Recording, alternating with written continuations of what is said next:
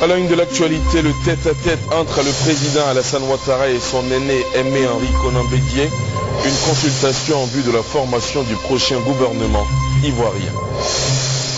La Côte d'Ivoire, premier producteur mondial de cacao, accueille depuis cet après-midi la première conférence mondiale sur le cacao, un rendez-vous pour examiner les défis stratégiques auxquels l'économie cacaoyère est confrontée.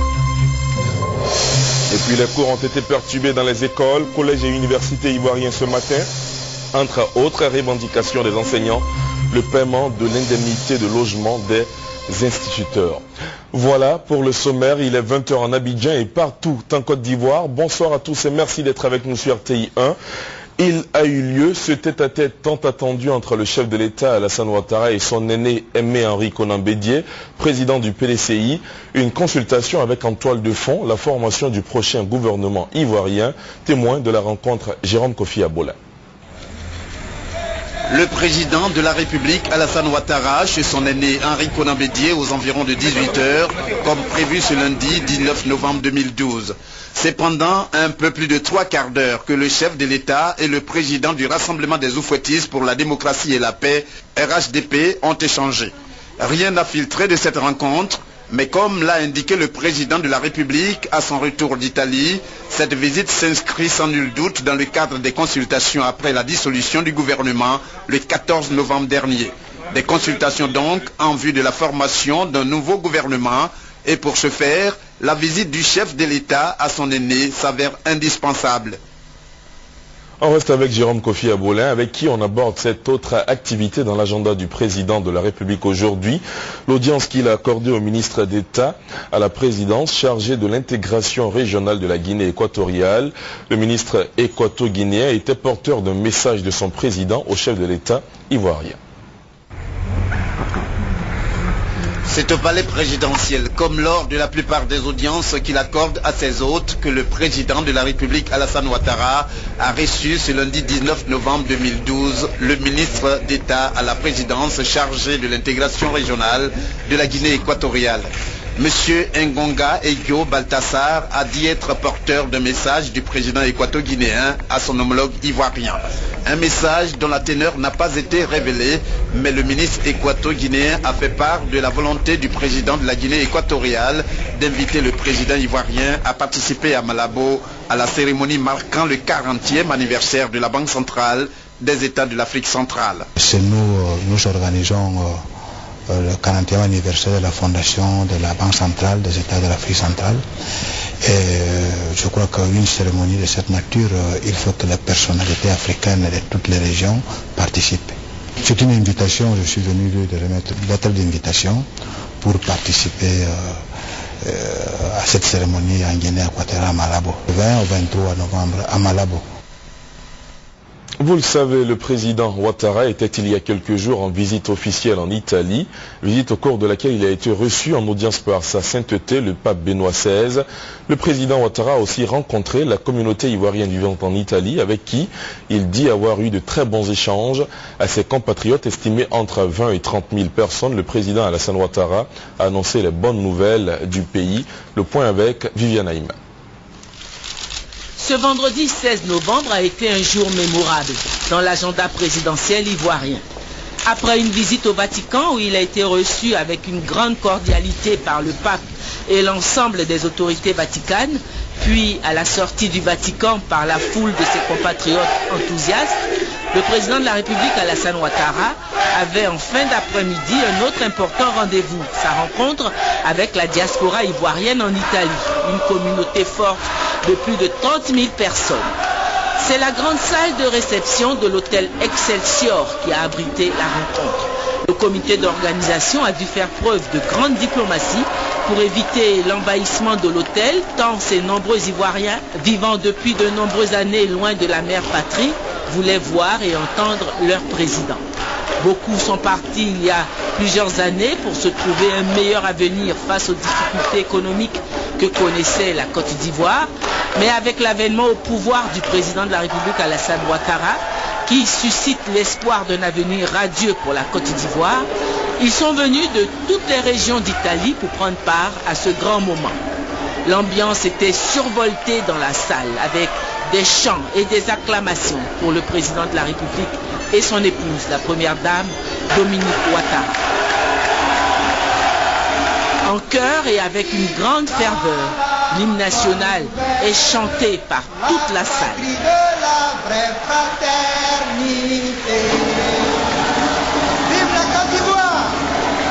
L'ambassadeur de Côte d'Ivoire en Italie, son Excellence Tagliente Saracino, prend la parole. Elle remercie le président de la République pour cette rencontre et elle lui rend hommage pour son esprit de paix et son attachement à l'ouverture religieuse clairement exprimée par sa visite au Saint-Siège au Vatican. Vous êtes un homme de paix, vous êtes venu voir le pape, vous avez voulu lire par là votre volonté d'écuménisme.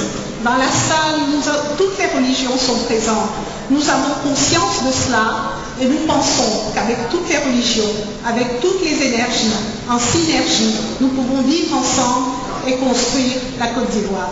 Merci beaucoup.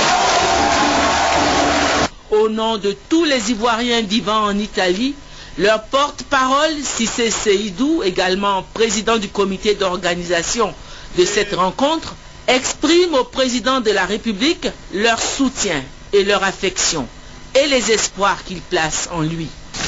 Les filles et les fils de cette auguste assemblée, représentants de toute la diaspora ivoirienne, vous congratulent en vous remerciant pour la dignité et la fierté retrouvées. Tous, nous adhérons au processus de réconciliation et de reconstruction de votre gouvernement pour une Côte d'Ivoire fraternelle et prospère. Monsieur le Président, sous votre égide, la Côte d'Ivoire retrouve son lustre d'antan. Aujourd'hui, Monsieur le Président, vous êtes l'espoir de la nation ivoirienne.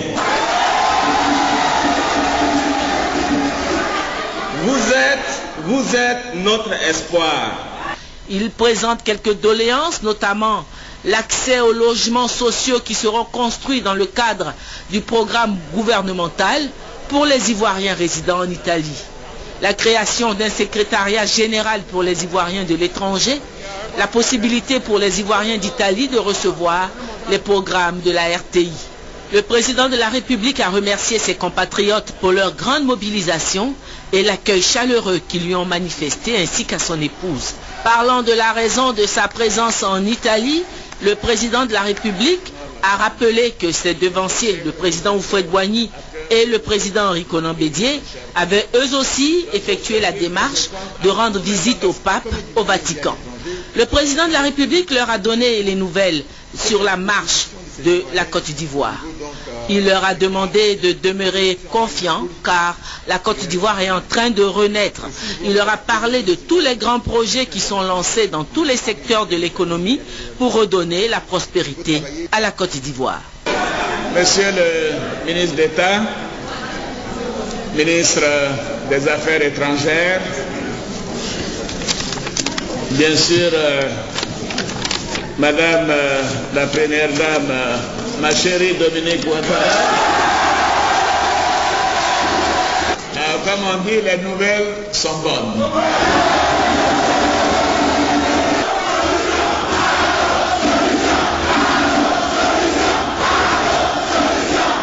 La Côte d'Ivoire est au travail.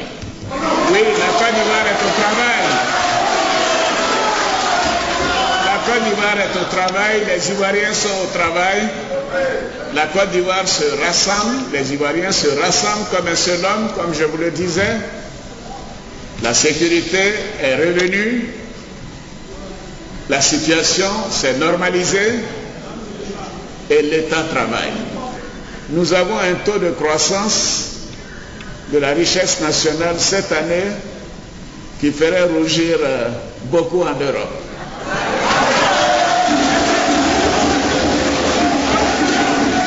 Est-ce que, voyez-vous, le taux de croissance de la richesse nationale du PIB cette année sera de 8,6%.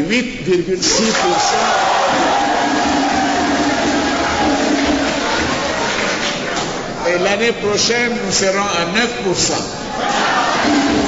Et nous continuerons de monter les années d'après. Parce que la Côte d'Ivoire est au travail. Parce que les Ivoiriens sont au travail. Parce que les Ivoiriens sont réconciliés. Parce que la sécurité est revenue. Oui, donc nous avons un bel avenir pour nos enfants, pour chacun de nous. Pour clore ses propos, le président de la République a offert comme cadeau à ses compatriotes la somme de 20 000 €. La caravane de la solidarité et de l'amour initiée par la Fondation Children of Africa a marqué un arrêt samedi à Tanda, au nord-est du pays. Ce sont des dons de plus de 100 millions de francs CFA qui ont été faits aux populations, nous dit Jean Kofi Abola. Après Bouna, la caravane de la solidarité et de l'amour initiée par la première dame, Madame Dominique Ouattara, à travers sa fondation Children of Africa, a mis le cap le samedi 17 novembre 2012 sur la ville de Tanda, située à 49 km de Bondoukou. C'est l'enceinte de la mairie de cette localité qui a servi de cadre à cette cérémonie. Comme la veille à Bouna, les émissaires de la présidente fondatrice de Children of Africa ont effectué le déplacement de Tanda, les mains chargées de présents.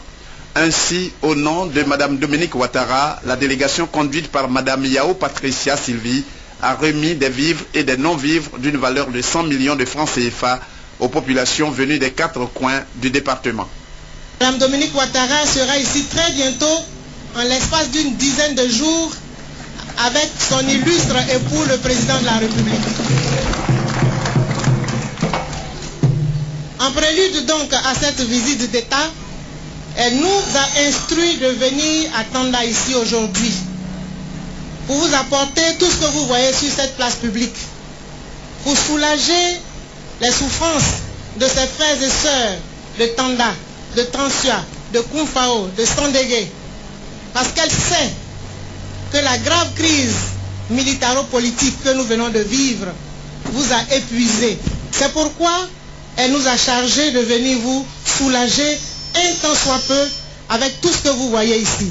La première dame dit, et vous le savez, que tout cela ne peut prospérer dans un climat délictueux. Tout cela ne peut aboutir à un développement durable si la paix sociale est constamment l'objet de menaces. C'est pourquoi Madame Dominique Ouattara exhorte la population de cette région à la paix, à la cohésion sociale.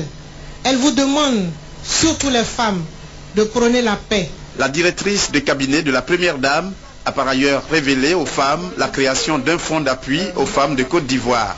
Ainsi, dans le cadre de ce fonds, une somme de 100 millions de francs CFA sera logée à la COPEC de Bondoukou. Elle est baptisée Akwaba. Elle, c'est la manœuvre militaire conjointement menée par la marine ivoirienne et la force Licorne qui a débuté ce matin à la base annexe de la marine de Lokodjro. L'exercice Akwaba s'inscrit dans l'esprit du nouveau partenariat de défense signé entre la République de Côte d'Ivoire et la France. Il matérialise la coopération militaire bilatérale entre les deux forces à travers un entraînement en commun. L'exercice s'achève le 28 novembre prochain à Boussanogo. La manœuvre militaire baptisée Exercice Akwaba, menée conjointement par les forces françaises basées au Gabon et les forces républicaines de Côte d'Ivoire, a débuté ce lundi. Cet exercice répond à un objectif bilatéral de coopération militaire des forces républicaines de Côte d'Ivoire et des forces françaises au travers d'un entraînement en commun d'une part, de développer l'interopérabilité des deux forces et de roder les procédures de renforcement de la force Licorne par un groupe amphibie et les forces françaises basées au Gabon d'autre part. Il comporte deux phases. Une phase amphibie qui se caractérise par le débarquement des unités marines sur la berge de Lokodjro et une phase terrestre qui consiste en un exercice tactique dans la zone comprise entre Bouaké, Mbayakro, Dembokro, Yamoussoukro, Toumodi, Didjevi et Djobonois s'achèvera par une séance de tir d'entraînement au champ de tir de Licorne à Lomonor dans la région de Toumodi. Donc cet exercice franco-ivoirien, il a pour vocation de renforcer nos liens de coopération qui sont très forts, très anciens, mais qu'on a bien l'intention à l'occasion de cet exercice de travailler, de renforcer. Cet exercice, il met en œuvre trois forces. Premièrement, les forces républicaines de Côte d'Ivoire, deuxièmement, les forces françaises au Gabon, et puis enfin, évidemment, la force Licorne. L'exercice Akwaba vise essentiellement à optimiser le dispositif des forces républicaines de Côte d'Ivoire au profit des populations. Il s'agit, en fin d'exercice, d'apprécier la capacité de toutes ces forces à travailler ensemble, à manœuvrer ensemble, à conduire des opérations communes. C'est ce que nous attendons de l'exercice. L'exercice Aquaba, qui vise aussi à approfondir la connaissance, les liens et la capacité à agir entre les forces françaises et ivoiriennes, s'achève le mercredi 28 novembre. Dans l'actualité judiciaire, l'ouverture ce matin au tribunal de première instance d'Abidjan des procès de la République. La première partie de ces procès concerne des audiences correctionnelles. Elle porte sur des délits, des infractions à la loi sur l'utilisation des armes, des substances explosives et des munitions. Les explications du Garvé Blé. L'audience de ce lundi, le procureur de la République l'a expliqué, ouvre une série de procès relatifs à la crise post-électorale et aux attaques que subit la Côte d'Ivoire depuis quelque temps. L'audience n'aura duré que 5 minutes. Le procureur de la République, qui a souhaité son report pour des problèmes techniques, a été suivi par le tribunal. Dans le box des prévenus, ce lundi, 3 personnes poursuivies pour association de malfaiteurs, détention illégale d'armes à feu, de substances explosives et pour troubles à l'ordre public. Les citations ne sont pas parvenues aux prévenus, soulignera le procureur pour justifier ce report. Le procès reprendra le mardi 27 novembre devant le tribunal de première instance d'Abidjan Plateau pour une partie des prévenus. L'autre partie sera devant la cour d'assises. Avec l'audience de ce lundi s'ouvre donc une série de procès relatifs à la crise post-électorale et aux attaques subies par la Côte d'Ivoire ces derniers temps. Abidjan abrite depuis ce matin un atelier régional sur la modernisation des administrations douanières de l'Afrique de l'Ouest. Objectif, faire figurer ces administrations douanières au nombre des exemples en la matière. Pour atteindre cet objectif qui exige la transparence, célérité et bonne gouvernance, des représentants des administrations douanières des pays francophones seront formés sur la gestion des relations avec les parties prenantes, personnes ou institutions avec qui elles sont en relation. L'atelier d'Abidjan qui s'achève vendredi est organisé par l'Organisation mondiale des douanes, OMD. Un arrêt de travail d'une semaine à compter de ce lundi. La plateforme de revendication porte sur 3 points, à savoir le paiement effectif de la deuxième moitié de la bonification indiciaire, du reclassement et le rappel y afférent, le paiement de l'indemnité de logement des instituteurs, le paiement du rappel du cap de 1988 à 1982. Il s'agit des perturbations qui ont affecté l'école ivoirienne ce matin. Suivons ensemble ce reportage de Doigt de Laser. Les portes des établissements primaires et secondaires du public hermétiquement fermées ce lundi 19 novembre dans les 10 communes d'Abidjan. Au collège moderne de Cocody, les élèves sont livrés à eux-mêmes. La principale du collège est présente pour assurer le service minimum. Donc ce matin on est arrivé, la grève est effectivement totale puisqu'il n'y a pas d'éducateurs. Les quelques profs qui ont fait irruption, et ils ont vu que les élèves étaient là sans professeur et ils sont partis. Sur 26 profs, on a vu d'autres qui se sont promenés et n'ont pas pu prendre les élèves et puis sont partis. On vient quand même pour vérifier s'ils sont dans la salle des profs et puis ils refusent de faire cours ou pas. À l'école primaire publique de la Cité des Arts de Cocody, le couloir du bâtiment témoigne de l'absence du personnel enseignant. Le syndicat des enseignants joint par téléphone explique les motifs de la grève. Nous sommes entrés en grève pour exiger du gouvernement le paiement de la moitié des déficits financiers liés au déplacement des appels du secondaire général et assimilé, technique et assimilé, et le rappel y afférent. Ensuite, le paiement de la moitié de la bonification indiciaire pour les instituteurs et le rappel y afférent. Le paiement du reliquat de l'indemnité de logement des instituteurs et le rappel y afférent.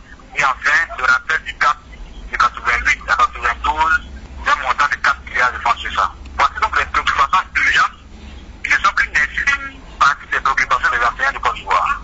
Au 28e étage de la tour D au plateau, le ministère en charge de l'éducation nationale s'interroge sur les motifs de la grève. Le gouvernement a fait acte, n'est-ce pas, à cela, en décidant de payer intégralement à compter du mois de janvier 2013 le reliquat de l'indemnité de logement. Et puis pour ce qui concerne le cap 88-92, il y a une planification qui est faite. Il y a 2 milliards qui ont été payés en 2012, 2 milliards seront payés en 2013 et puis en 2014 le restant des 2 milliards seront payés. Cette planification est faite. Pour ce qui concerne la bonification des glissements catégorie pour le profil de carrière, 25% qui seront payés à compter, n'est-ce pas, de 2013. Maintenant, pour le reste, il a été demandé aux syndicats, n'est-ce pas, d'attendre un peu, et puis nous rentrerons très prochainement en discussion pour planifier le paiement des 25% restants, plus, n'est-ce pas, les arriérés.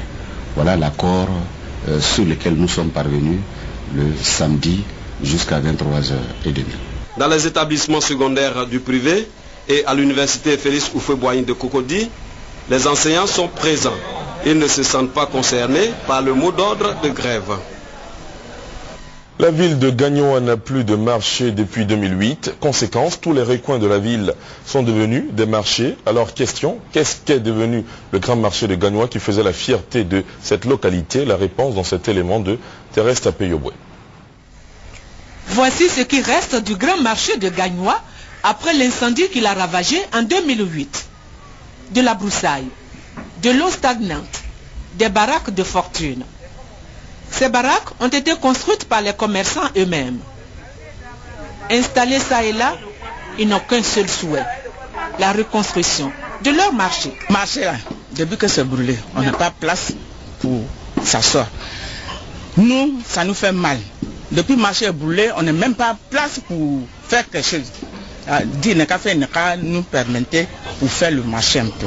Depuis 1985, je suis en Gagnoa ici. Depuis le marché là est brûlé, bon, je n'ai pas gagné place d'abord. C'est nous-mêmes qui sommes débrouillés pour faire les petits appartements là. On construit le marché. On veut avoir un bon marché. On veut avoir un joli marché, digne de Gagnoa.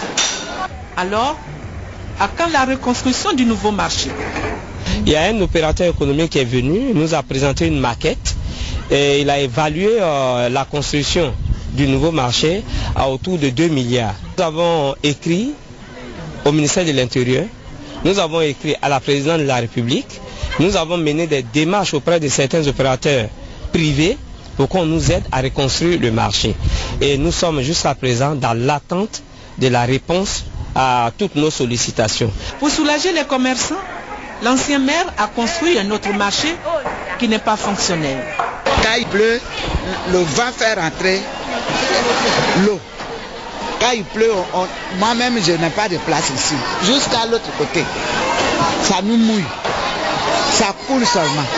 Nous, au niveau de la commune, nous disons que le marché n'est pas achevé. Vous le constatez vous-même. Quand d'abord la toiture a commencé à s'envoler avant même la réception officielle, puisque officiellement ce marché n'est pas encore reçu. L'assainissement au sol n'est pas achevé. Si bien que quand il y a une petite pluie, l'endroit est inondé, les commerçants ne peuvent pas s'y installer pour vendre. Dans cette situation, le maire a le regard tourné vers les autorités. Donc aujourd'hui, Gagnoa est handicapé doublement. Le grand marché est parti en fumée. Le marché qui est censé être l'extension du grand marché n'est pas achevé et nos commerçants sont vraiment orphelins. C'est pour ça que nous lançons un cri de cœur au gouvernement pour que vraiment Gagnoa, qui est une des plus grandes villes de Côte d'Ivoire, qui est un poumon économique de la Côte d'Ivoire, nous pensons que le gouvernement peut avoir vraiment un œil vraiment bienveillant à notre endroit pour nous aider à avoir un vrai marché. En attendant de trouver une solution à ces problèmes, les commerçants de l'ancien marché continuent de vendre dans les baraques de fortune. Et ceux du nouveau marché à braver les odeurs et les intempéries. Et les populations à se faufiler à travers les coupes-gorges que l'on appelle aujourd'hui le marché de Gagnoa. On reste avec Thérèse Tapé-Yoboué, toujours à Gagnoa, mais cette fois-ci pour parler de la journée nationale de la paix qui a été célébrée dans la ferveur. La fête s'est déroulée cette année au quartier Dioulabougou en présence des autorités politiques, administratives et coutumières de la localité.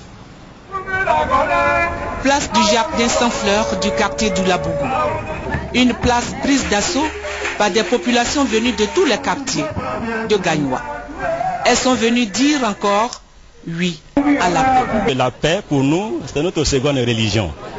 Et je crois que c'est avec la paix on peut tout réussir sur terre. Il faut la paix et nous puissions développer l'avenir de nos enfants. Cette adhésion à la paix, cette cohésion sociale a été rendue possible grâce au sous-préfet central qui a créé des conditions de confiance entre les communautés. Ce que nous faisons, ce n'est pas pour nous faire connaître, mais nous cherchons la paix par tous les moyens, dans le sens positif. Et je souhaite que chacun de vous soit le messager du président de la République, soit son porte-parole, pour que là où il est, là où il travaille, là où il vit, il sème l'amour, la tolérance autour de lui. Dans cette quête de la paix, un fils de la région, lui, André Dakouri Tablé. Le seul corps social qui pouvait permettre le retour de la paix ici, c'était les chefs de village. Je suis allé vers eux et les amener directement chez le tout nouveau président de la commission Vérité et Réconciliation. Chacun a compris qu'il était responsable de la suite. La suite, c'était la paix dans cette région. Du maire intérimaire de Gagnoa, Bamba Medji, en passant par les présidents de toutes les communautés présentes à Gagnoa, les ONG, tous ont exprimé leur reconnaissance au sous-préfet central pour cette initiative. Cette fête de la paix, qui se veut désormais solennelle, facteur de réconciliation et du vivre ensemble, prôné par le président de la République. Une déclaration solennelle de soutien à la paix a été lue par les représentants de toutes les communautés. Ces populations s'engagent à œuvrer chaque jour pour l'union et l'entente. Au cours de cette célébration, 21 personnes qui se sont distinguées en faveur de la paix et de la réconciliation ont reçu des diplômes d'honneur. Avec toutes ces activités, la paix a franchi un pas de géant dans la région du Go. Grande première dans l'histoire du cacao, je vous le disais en titre, ils se sont ouverts aujourd'hui dans la capitale économique ivoirienne les travaux de la première conférence mondiale sur le cacao, conjointement organisée à l'hôtel Ivoire d'Abidjan par l'Organisation internationale du cacao et l'État ivoirien, autour du thème « Ensemble pour une économie cacaoyère mondiale durable ». En marge de la rencontre, comme vous pouvez le voir sur ces images, le Premier ministre Aoussou Kouadio-Jano a reçu en audience deux groupes américains spécialisés dans la fabrication du chocolat, le président Europe de Rondelaise International et le premier vice-président mondial de la chocolaterie du groupe Krafa Foods. La délégation américaine veut investir dans le secteur du cacao en Côte d'Ivoire en apportant un appui financier de 100 millions de dollars, soit 50 milliards de francs CFA. Dans le reste de l'actualité africaine, au Mali, le Premier ministre Cheikh Modibo Diarra semble être ouvert au dialogue avec les groupes armés du MNLA et de Ansar Dine. Regardez. Pressé par l'Union africaine et la France de mettre en place une structure de dialogue avec les groupes armés du Nord Mali, le Premier ministre malien s'est entretenu dimanche avec le président burkinabé, médiateur de la CEDEAO dans cette crise. À l'issue de cet entretien, Cheikh Modibo Diarra a déclaré que le dialogue avec Ansar Dine et le MNLA était inévitable. Les gens qui composent le MNLA ou Ansar Dine sont nos compatriotes, ce sont des Maliens. Qui ont des positions que certains trouvent pas défendables, mais néanmoins ce sont des Maliens qui ont des revendications, bon, la légitimité ou non de ces revendications. Et lorsque nous allons nous asseoir autour d'une table pour dialoguer, sera connu. La semaine dernière, Blaise Compaoré avait reçu des délégations d'Ansar Dine et du MNLA pour qu'elles s'accordent sur une plateforme de revendication commune. Ansar Dine, groupe islamiste jusqu'à présent allié à AQMI, a effectué un revirement spectaculaire en renonçant à imposer la charia, sauf dans son fief de Kidal, et en se disant prêt à débarrasser le Nord Mali des terroristes et des mouvements étrangers. Le MNLA, de son côté, ne parle plus d'indépendance de l'Azawad, mais seulement de son droit à l'autodétermination. En dehors de ces deux groupes, il n'y a pas pour Bamako de dialogue possible. Cela n'a rien à voir avec, n'est-ce pas, les terroristes et les narcotrafiquants qui, pour la plupart, ne sont pas des citoyens maliens qui occupent aussi notre territoire. Ça, c'est toute une autre affaire à part qui va être réglée de façon appropriée. Cette façon appropriée, c'est l'opération armée de la CEDEAO qui se prépare et qui ne devrait plus viser, si l'évolution d'Ansar Dine se confirme, que les djihadistes d'AQMI et du Moujao. À Bamako, l'annonce d'un possible dialogue avec le MNLA et Ansardine a été plutôt mal accueillie par la population. Négocier, je ne veux même pas que ce mot existe encore parce qu'on a tellement négocié les accords de Tamaracet, les accords d'Alger, on en a assez. On ne doit pas vraiment négocier avec les MNLA ni les Ansardine. C'est vraiment les MNLA et la Sardine, c'est eux qui ont amené les chaos au Mali. Il faut vraiment les frapper. On peut tout négocier. Mais maintenant, à quel prix maintenant? Parce que tant qu'on peut échanger avec quelqu'un, il faut le faire. Mais on ne peut pas vendre son âme quand même. Si dialogue il y a, il restera au gouvernement de transition de convaincre l'opinion de sa nécessité pour aboutir à une paix durable au Nord Mali. Avant de refermer les portes de cette édition, n'oubliez pas l'information majeure aujourd'hui. Elle s'est ouverte à la grande première conférence mondiale sur le cacao ici en Abidjan. Dans nos prochaines éditions, notamment à 23h, vous pourrez suivre le reportage de Noël Gnagno sur l'ouverture de l'exposition, sur la visite des stands de cette première conférence du cacao qui s'est ouverte cet après-midi même en Abidjan. Et n'oubliez pas également qu'elle a eu lieu, cette rencontre tant attendue entre le chef de l'État, Alassane Ouattara, et son aîné Aimé Henri Konan Bédié, président du PDCI RDA, une consultation avec en toile de fond la formation du prochain gouvernement ivoirien. Voilà, c'est la fin de cette édition. Merci de l'avoir suivi. Excellente soirée sur la chaîne qui rassemble. À demain 20h. Bonsoir.